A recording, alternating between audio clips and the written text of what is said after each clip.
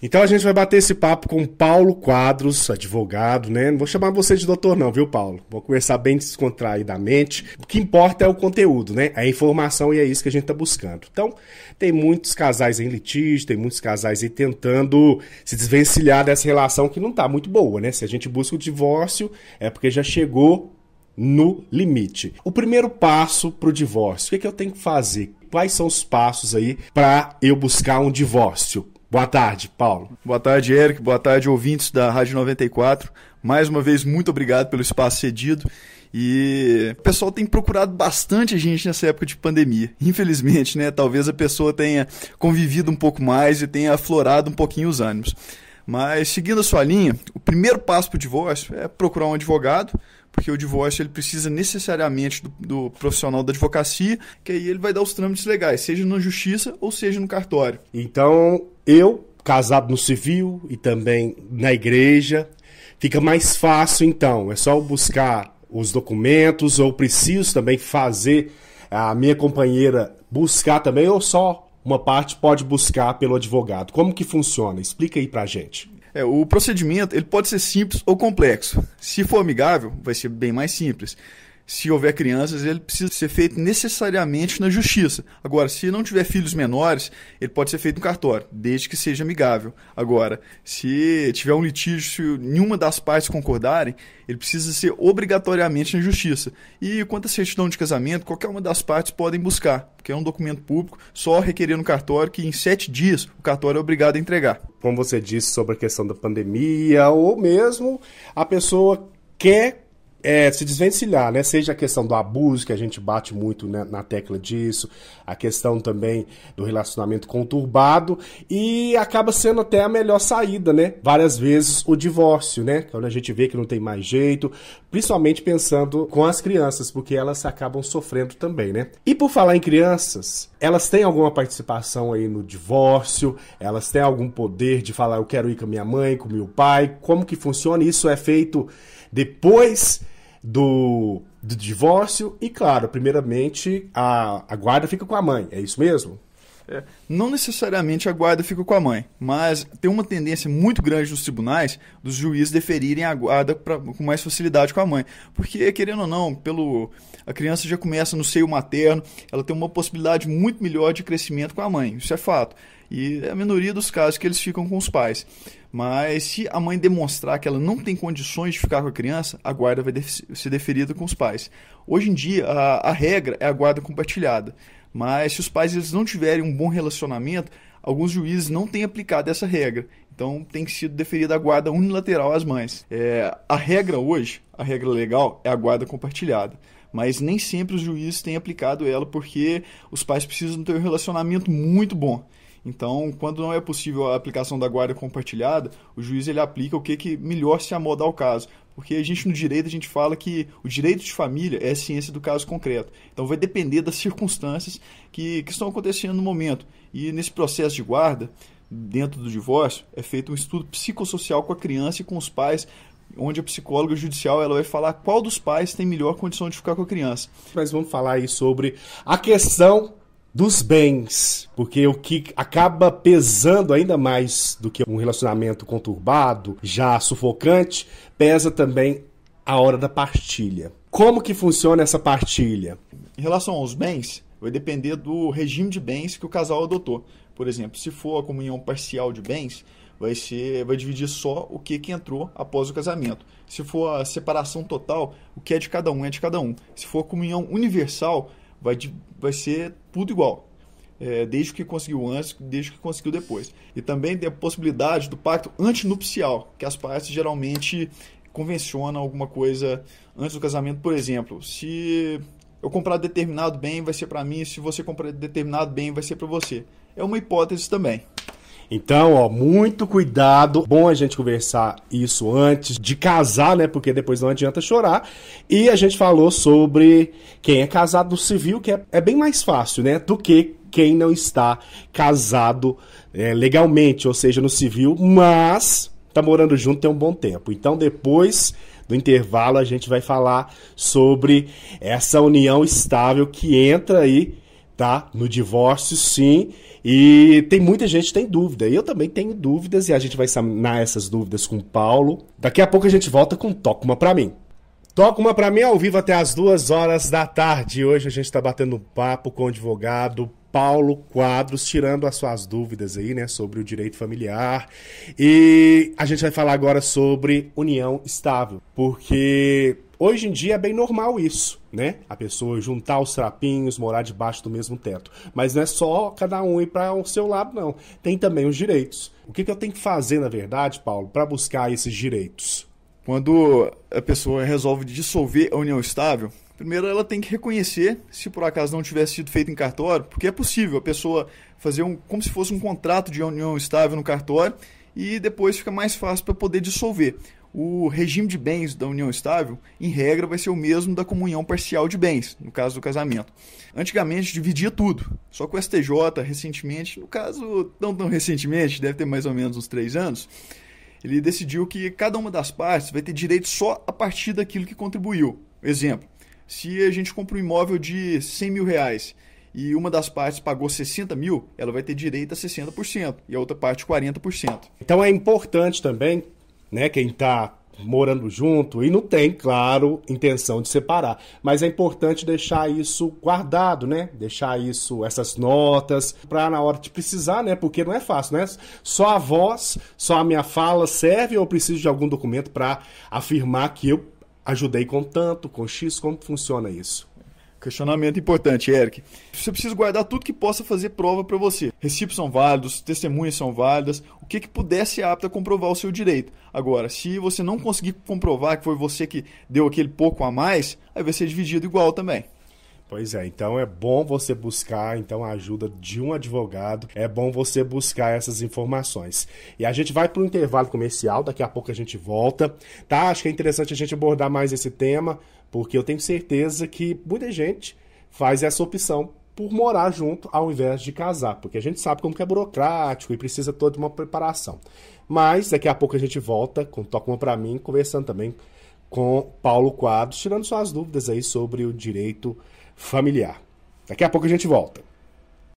Toca Uma Pra Mim ao vivo até as 2 horas da tarde. Você tá gostando de sanar suas dúvidas? Explica pra gente melhor, Paulo, sobre essa questão de como é calculado ou como que eu tenho que fazer para calcular. Eu posso calcular isso da minha mente ou eu tenho que buscar uma ajuda de um profissional? Primeiramente, é sempre interessante você procurar um profissional para poder te auxiliar. Do mesmo jeito que às vezes a gente procura quando a gente tem algum problema médico, a gente vai procurar um médico. Se a gente tem um problema jurídico, a gente deve procurar o advogado mesmo. É sempre interessante você buscar um profissional da área para que você tenha seus direitos preservados. Da mesma forma que você procura um médico quando você tem algum problema de saúde, se você tem um problema jurídico, você tem que procurar um profissional da área jurídica, né? Agora, só fazendo o adendo da última questão que a gente tinha falado sobre a partilha dos bens, uma coisa que é importante a gente levantar é sobre o esforço comum do casal. Se por acaso o casal tem filhos e é demonstrado que a mulher ficou por conta dos filhos, ela não pôde trabalhar, aquilo que o casal adquiriu, mesmo que não seja casado, vai ser igualmente dividido, porque vai ser presumível como esforço comum do casal.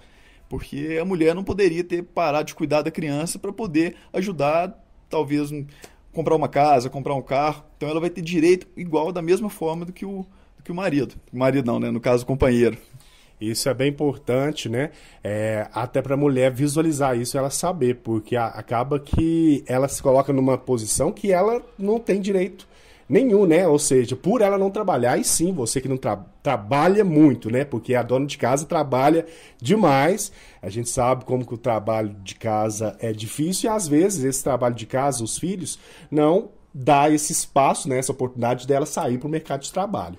Então, ela colabora da mesma forma. Então, para calcular, para fazer esses trâmites, nada melhor, então, do que buscar um advogado de confiança, não é mesmo, Paulo? Exatamente. Da forma como a gente tinha falado, se você tem um problema, o profissional vai poder te ajudar da melhor maneira possível. E para poder calcular o que é de cada um, juntar os recibos, sentar, tentar conversar.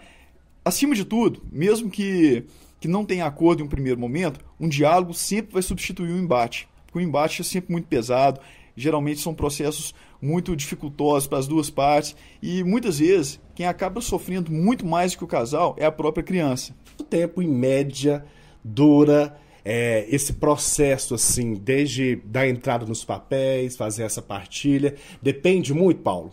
Se o divórcio é amigável, costuma sair bem mais rápido. Que ele pode ser feito no cartório, no caso de não ter filhos incapazes.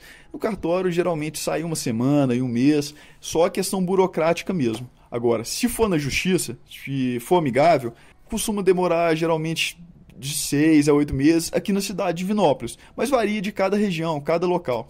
Agora, se ele é litigioso, se ele tem brigas, ele costuma demorar até anos. E por falar em litigioso, a gente tem que falar sobre o ponto final na relação, ou seja, o divórcio assinado, tudo bonitinho. Porque se você não buscar essa ajuda de um profissional, não buscar o divórcio depois que acaba uma relação, isso pode trazer transtornos para você. Mas no próximo bloco a gente vai falar sobre isso. Então, se você conhece alguém que está em litígio, que está aí se desquitando, como diz antigamente, está querendo o divórcio, está insatisfeito com a relação, seja a relação estável, ou seja alguém que está casado mesmo de fato, no papel, véu, grinalda, chama para escutar esse próximo bloco, vai estar bem interessante. E para você também, que nem casou ainda, é bom você ficar por dentro da importância de colocar um fim, né? De terminar essa relação e, claro, ter o divórcio. Toca uma pra mim ao vivo até as 2 horas da tarde. Hoje a gente tá batendo um papo aqui com Paulo Quadros, falando sobre divórcio, né? Falando aí sobre o desquite, que na verdade nem é usado isso mais, né, Paulo? Fala pra gente. O desquite, na verdade, não existe essa figura mais, não. Agora, tanta coisa mudou, o divórcio hoje ele é bem mais fácil do que era antigamente. Antigamente precisaria de você ficar separado de fato por 2 anos. E agora o procedimento se tornou bem mais simples. Isso, bem mais simples para você resolver sua vida. Porque se você empurrar isso com a barriga, ou se você não buscar o divórcio de fato, você pode ter problemas. Já ouviu falar em atraso de vida? Atraso de vida é você não buscar um profissional e não obter o seu tão falado, né, e temido divórcio. Quais os problemas eu posso ter, Paulo, sem ter um divórcio? Ou seja, não ter a minha certidão, né, de divórcio, ter o nome ainda, no caso da mulher, o nome do marido ainda. Quais os problemas isso pode me causar, me trazer? Esse é um dos maiores questionamentos no caso do divórcio. Às vezes a pessoa, como você mesmo falou, Eric, vai empurrando com a barriga, a pessoa acha que não vai ter problema lá na frente, mas, por exemplo, se você for comprar um imóvel amanhã, você vai precisar da assinatura do seu marido para tudo, do seu marido ou da sua esposa. Se você for comprar um veículo, o veículo é até um procedimento mais simples, mas quando a gente fala de imóveis, você vai ficar com a sua vida travada. Então é muito importante que o quanto antes você já regularize a situação, até porque também, outra coisa, amanhã você pode querer casar de novo, e você só vai conseguir casar de novo se você realmente conseguir divorciar.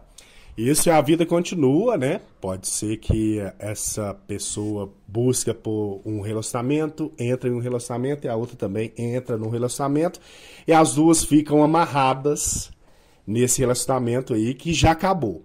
Mas acaba que uma pessoa, vamos pensar assim, falece. E como que fica a vida, né, dos familiares, como que fica essa relação? Quem vai ter direito? Como que fica? Vamos supor, se eu ganho na loteria, eu nem preciso morrer, né? Eu ganho na loteria, fico milionário e eu tô casado com outra pessoa. Como que fica isso?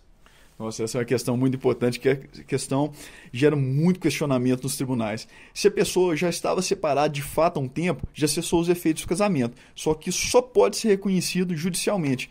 O exemplo que você deu da loteria, às vezes a pessoa está separada de fato tem 2 anos.